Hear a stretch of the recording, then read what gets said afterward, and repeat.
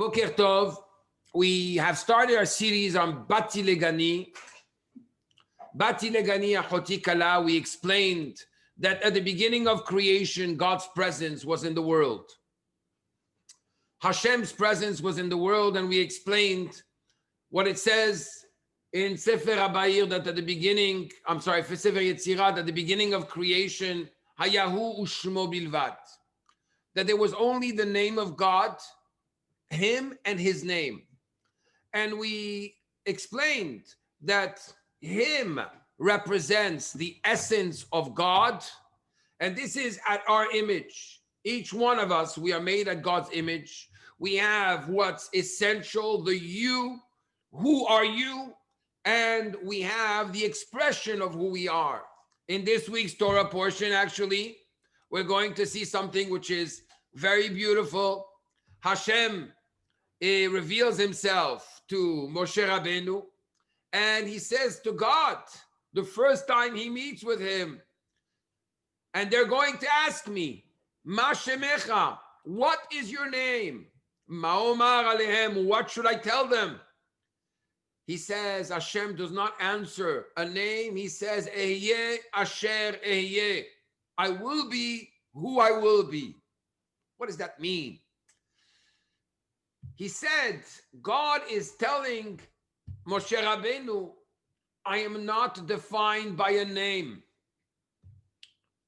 There is infinity and let's call it divinity, being defined and infinite.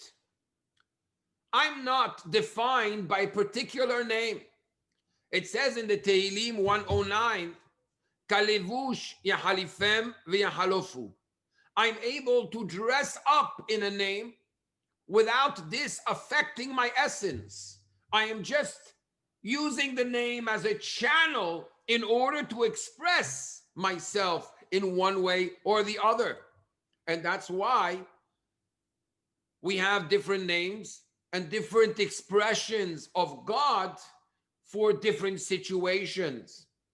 When, for example, Moshe Rabbeinu is going to turn to God and ask for a refuah, for health, for his sister Miriam, which was Mitzorat, which was hit with leprosy. He says, El, God, which is called El, Na, Refanala, please heal her. Why does he use that expression? Why doesn't he say Hashem or Amonai? Simply because the word Kel, El in Hebrew, represents the name of Hashem that has to do with Hesed, with being bountiful, with being kind. So for every name, there's another expression of Hashem, the name for which, with which Hashem created the world. Bereshit bara Elohim et hashamayim ve'et haaretz. Elohim represents the way God dresses up in nature. And that's what's interesting, because if you look at the word Elohim in Hebrew, it's plural. Why is it plural? Because Elohim actually shows the different facets of God, not a limited facet of Hashem or just one general revelation, but rather different facets and different aspects of revelation. So what we explained at the beginning of creation, Bati Legani Achoti Kala, I came to my garden, my sister, my bride. God is saying that Ikar Shechina Betachtonim Haita. The essence of God's presence was there. And therefore, the expression of Hashem, in the expression of Hashem, you could feel the essence. Now, what happened? Today, we're going to discuss what happens next. What happened after man sinned? You see, we are our worst enemies. Hashem tzilcha al yad yeminecha. The Baal Shem Tov says on the verse in chapter 121 in Tehillim, God is your shadow. Kamayim hapanim el hapanim, ken lev ha'adam el ha'adam. God is our mirror. I make one step back, God makes one step back. It's one step for one step. That's two steps. And therefore, to come back to Hashem, one needs to double his effort. At the moment that the man went against his own mission that he was given in the world, the moment that man goes against his essential mission in the world, at this moment, he is pushed away not only from God, he's pushed away from himself. I'm going to give you a simple example that we could all relate to, especially if you live in Florida.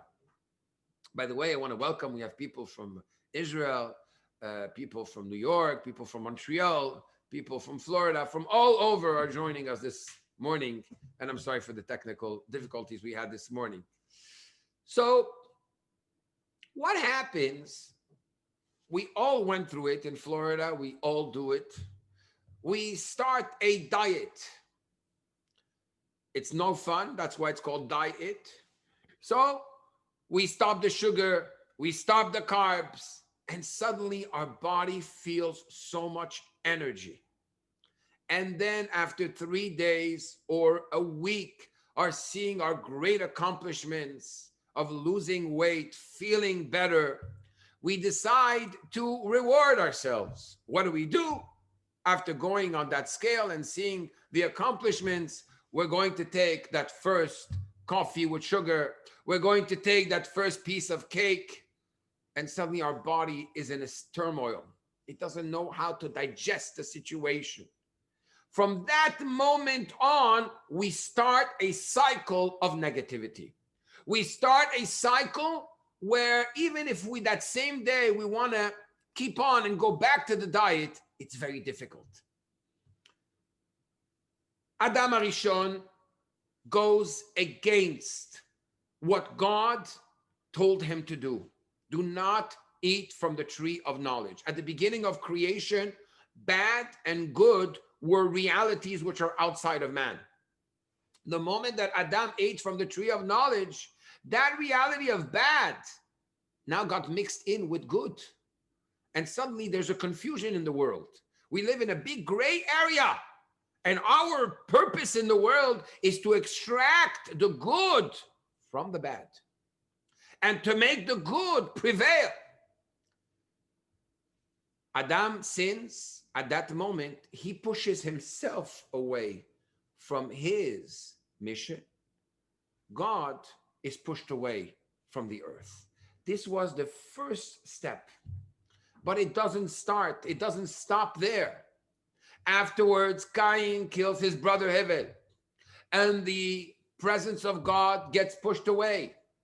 As the presence of Hashem gets more pushed away, there is a world that becomes thicker, that becomes more coarse, more difficult. So let's go back to my example of the diet. You know, you started with a piece of cake. Then you decided to add another 3 spoonfuls of sugar in your coffee. Then you decided to take another coffee. Then you decided to take a burger. And then you decided to eat other, and suddenly, slowly but surely, as much as you want to come back, the keli, the vessel, the envelope, which is your body, is becoming more coarse. And that's what happened. For 7 generations, God's presence got pushed for the first heaven to the second heaven till the 7th heaven.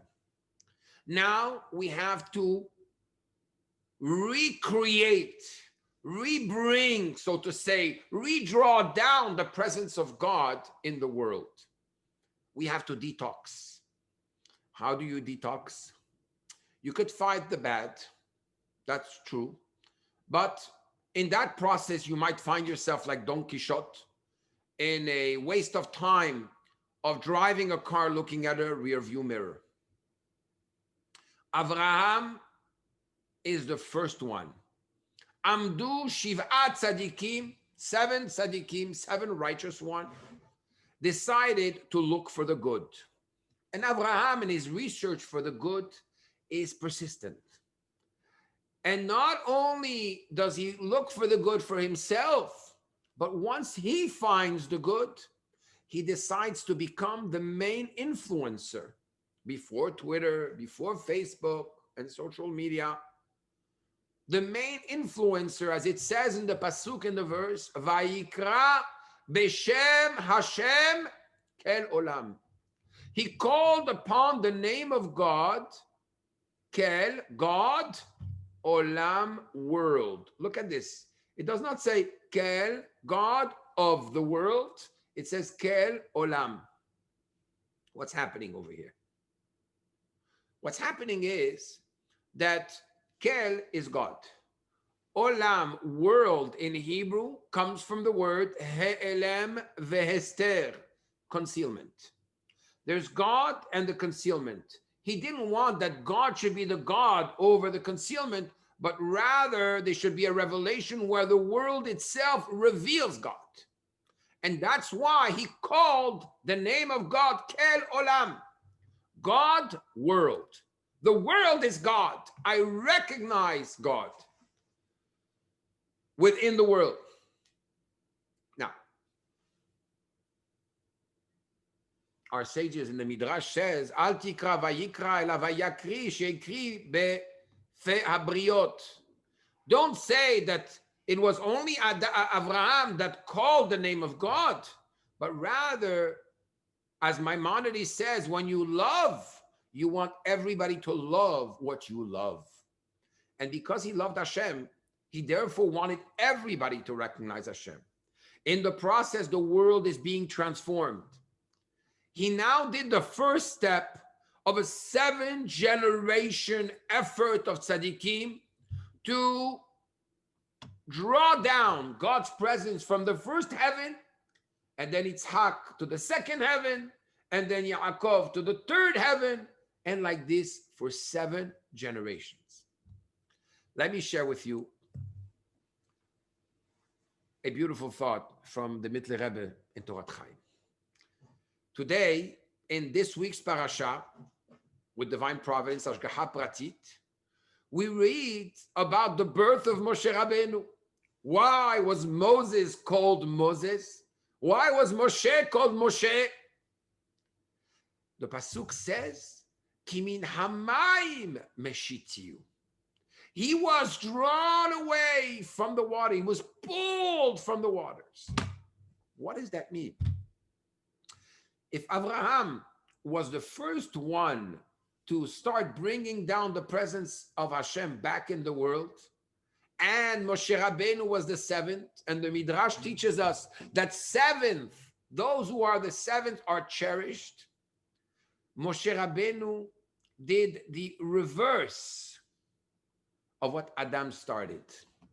Adam pushed Hashem's presence from the world to the heaven. The rest is history, it goes up.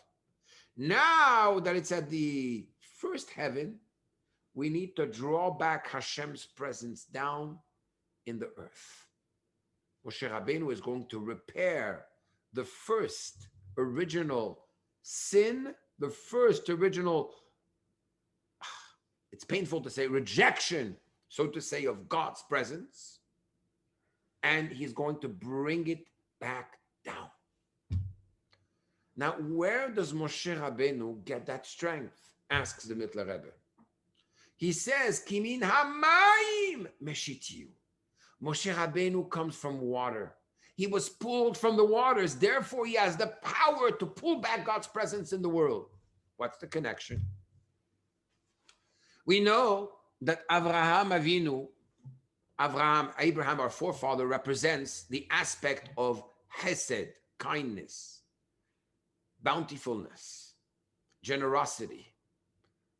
Avraham is there to spread, to give. He opens his tent at 4 corners. Come to my house. I'm going to feed you. And therefore, Avraham Avinu is compared to water. Water too represents Hesed. Why? Because water comes from a high level to a low level. A pool of water in a mountain comes from the waters that are at the top of the mountain. The waters fill up with the rain. Hesed is a concept of drawing down. That's why Avraham is the first one. How did Moshe Rabbeinu get the power to complete what Avraham started? Kimin hamayim meshitiyu. Because he got that power from Avraham, which is compared to water. And therefore he was able to bring Hashem and complete Hashem's presence in the world completely. And this is the role of tzaddikim. The tzaddikim are there.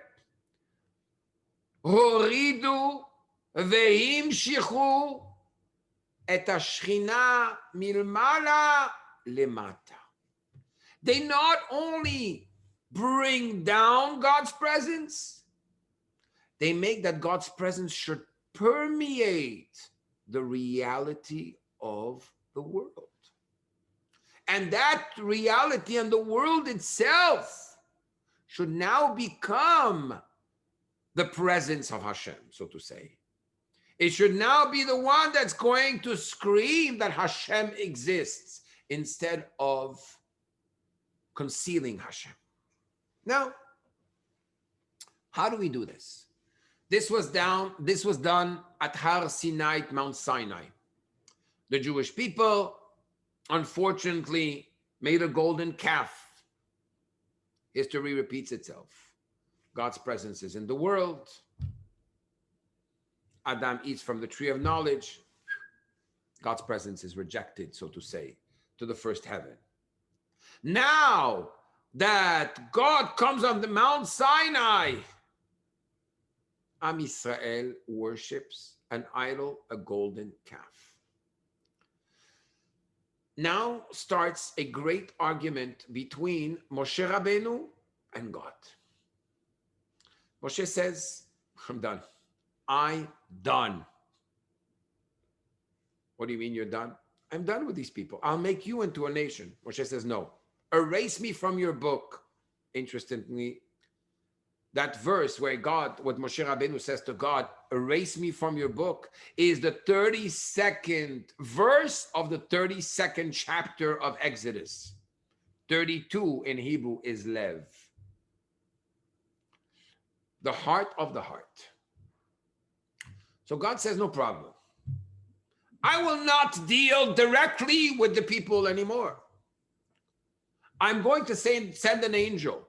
He will go before you. He will accompany the Jewish people. And that's it. God says no. I'm sorry, Moshe Rabbeinu says no. Absolutely not. We want you. We want your essence. That's really what God wanted to hear. Imagine a father that his son wrongs him time after time after time. The father says, you know what? Enough. Genug. Safe. Enough. You want to deal with me? You need something? Speak to my secretary. Now, if the child says, okay, I'll speak to your secretary, what's going to happen? Father's going to be a little disappointed.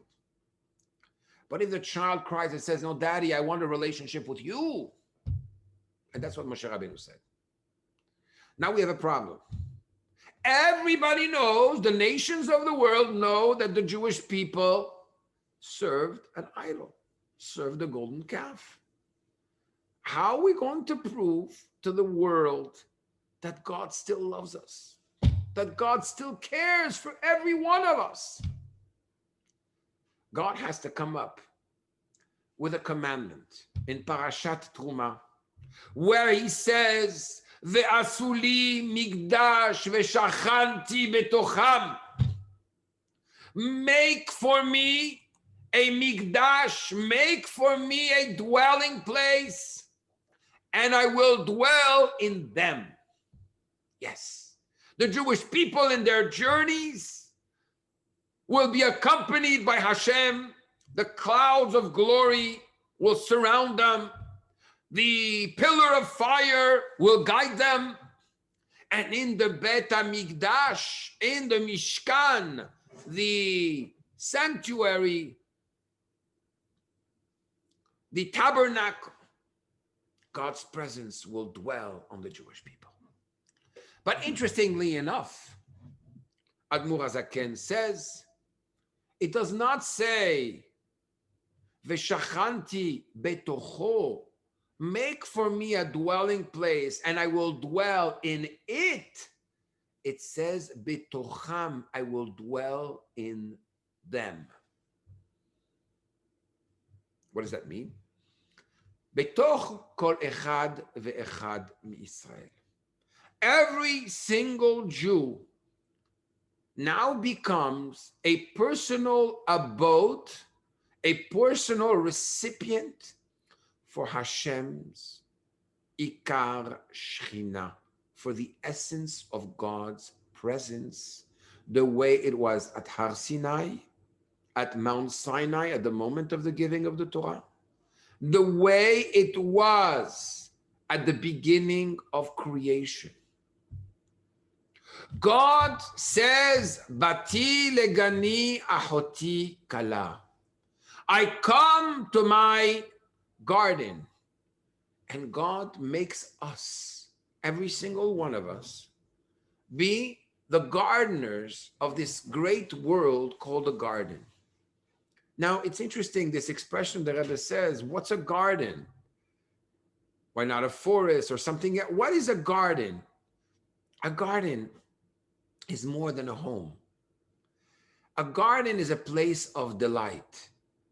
It's a place where you have sweet fruits. You have different colors. It's a place where you can feel relaxed and yourself. What is this concept of God asking for a house, for a home down here in the world? This is what the Midrash says. Nit'ave akadosh baruch hu liot lo dira betachtoni. Akadosh Baruch Hu wanted to have a dwelling place down here. Wanted to have a home down here. What is so special about a home? You see, as we said earlier last week, when I'm giving a class, I wear a jacket and a tie. I guarantee you that at home, I do not wear a jacket and a tie. Outside, when we go for sports, we're going to wear sports garb. You go skiing, you dress another way. You go sleeping, it's another way. What happens is that in your home, you are completely yourself. You don't need your name. You don't need titles. You don't need your clothes. Your essence dwells in your home. Hashem's essence, we said, is expressed through different names, through different titles, through different channels, through different garments. What is the purpose of the Bet Mikdash? What is the purpose of God telling us, make for me a Mishkan, a Mikdash, a dwelling place, a home? I want to be able to feel at home in such a way that my essence is going to dwell in this home. And it's given to every single one of us to create that Mikdash. In the Bet HaMikdash, in the tabernacle was made in different ways. We could discuss very quickly just something that's not mentioned in the mimer, in the discourse. That in the Kodesh HaKodashim, I always like to mention this because it's beautiful. In the Kodesh HaKodashim, in the Holy of Holies, there was an ark. In that ark, there were the 10 commandments. On top of the ark, there were the 2 baby-faced cherubims. The voice of God would speak between them. This was covered with a curtain. In front of the curtain, they would be at the north side, the breads. Across from the breads, there would be the menorah. A little retracted towards the east, a little altar with 11 spices. When you look at that image, you understand that it's the image of our temple. What is the Holy of Holies? What is the holiest place of your body? The brain. The brain itself has two tablets, two brains. The two cherubims are the ears. The voice of Hashem reveals itself toward in the middle of the brain, where the pineal gland is. Pene'el. The menorah are the eyes, spirituality. Opposite to the menorah is the physicality, the bread, the mouth. In the middle, the Jewish ornament called the ketoret, the nose, the Jewish nose, which is able to connect between spiritual and physical. The order is not something tangible, but at the same time, it's something you could feel. This is the Kodesh, Kodesh HaKodashim, the holy and the holy of holies. Then you have the heart. What is the heart? The heart, as it says in Tanya, and it says in Etz Chaim, is Mishkan Ha'esh. This is the place where the fire is burning. When you have a desire, your whole body becomes infatuated with that desire. It becomes warm and hot. So that fire is actually the altar where we offer the sacrifices. Our reality is that we are a temple for Hashem. And therefore, our goal, our purpose is to draw down the presence in our temple. You know that there were windows in the actual physical temple in Jerusalem. The windows were not made in a way that they let the light in, but rather that the light came from out of them. You will be or lagoim. You will be a light unto the nations. Let's go back to the Mishkan. In the Mishkan, in the tabernacle where we were going through our journeys in the desert, the 42 journeys till we went to Israel, God says, how will you make this tabernacle? Ve'asita et hakrashim lamishkan atze shitim omedim. You will make beams of acacia wood, cedar wood, omdim, standing up. What is this concept of atze shitim? The word shittim, which is acacia wood, shittim has the same root as the word shita. The word shita is the root of the word shtut, folly, craziness. The atze shittim, the krashim, the beams, represents the craziness. What is craziness? Craziness is what's happening right now in the world. That I didn't need to tell you. Craziness, if we look at the word shita, it explains in Kuntras Umayan of the Rebbe Rasha that there is one path which is called normalcy. If something is below normal or above normal, it's crazy. The word Satan has the same letters as the word shtut, the first same two letters. The word lehatot, to turn, is the same root. What's the connection? The moment that a person goes out of normalcy and makes a right above or below, he's doing something crazy, not normal. The problem is, what is normal? That's a discussion in itself. So the Satan is the one that makes a person turn, but he himself turns in turn, which means the Satan comes and says, Shy, it's been 5 hours since you ate meat. You don't have to wait a full other hour to have your ice cream. And then suddenly I get confused, and God forbid I reach towards that ice cream, and he makes me turn against myself, against normalcy. At that moment, what does the Satan do? Once he made me turn, he turns his back to me and says, look at what Shy is doing. He's about to have ice cream. That's the Satan. He makes you turn, and then he turns his back on you. Such a friend we don't want to have.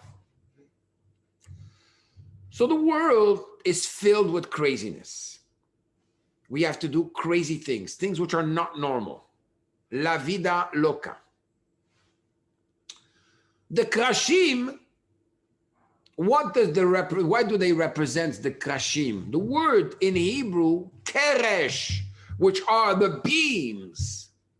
The word keresh in Hebrew is the same letters as two words. Try to figure it out. Kuf, resh, shin. Kuf, resh, shin is keresh, a beam. But kuf, resh, shin, you could change it and make it into sheker. Shin, kuf, resh. Shin, kuf, resh means a lie. And then if you transform the letters again, right, you have the word kesher, connection. In our Mishkan, in our Bet Migdash, personal temple, which is our bodies, what is our mission? How do we get God's presence to be drawn down in the physical world? When we take the craziness, shtut, acacia wood, we said is shittim, and we take the craziness and we transform it, and we transform with our craziness the sheker, the lie of the world, into a kesher, into a connection with God. This brings me to our lesson for today. Many people think that in order for me to connect to God, who am I? What am I? Do you know what crazy thoughts I have? Do you know what type of a drive I have for physicality, and how excited and boiled up I get about food, about addictions, about different things? I'm so lowly. How could I serve God? How can I come close to God? So God tells us, my friend, your Mishkan is made of beams. These beams, it's true, they represent sheker in a sense. They have the same letters as the word sheker. But these beams give you the power to transform the sheker, the lie of the world, into a connection with Hashem. Your drive in itself is not wrong. It just needs to be redirected to the right direction. If you're excited about something, use that excitement to serve Hashem. If you're intelligent, use your intelligence to go to the depth. If you have a way to express things that's special, start expressing it. If you're a deep thinker, use that thought to go to the depth and discover the truth. But the only way to do it is only if you go crazy. I'm going to give you my personal definition. This has not been verified by the FDA or any other institution. My definition of normalcy. Being normal means that when you live in a crazy world, you have to be crazier than the world. If you're going to be crazier than the world, to do what's right, then you are normal. There's an expression in Hayom Yom, which the Lubavitcher Rebbe says that if it wasn't for excitement, for people that go crazy about something, that they're crazy about something, things would never happen. People are too complacent. They're too comfortable. Most people we know are just like that person watching the football game on Sunday. The guy that's very thirsty, but is sitting on his couch, not able to fully enjoy the football game because he doesn't have his drink to drink, but not thirsty enough to get off the couch and go get the drink. You're not here and you're not there. In order to bring Hashem's presence in the world, you have to do it through your atzeh shitim omedim, through erecting that inner connection to Hashem in such a way by arousing that connection you have in such a clear way that even though the world tells you, I exist and God, it's okay, God doesn't exist that much. Or not now, in this area, you can do whatever you want. The moment you stand up and you say, I'm going to go crazy for this, I'm going to do this against all odds, at that moment, you are drawing down God's presence, God's essential presence within you. Your reality changes. Your vessel, which is your body, now is able to shine Hashem's light in the world. That is done when we go crazy for Hashem.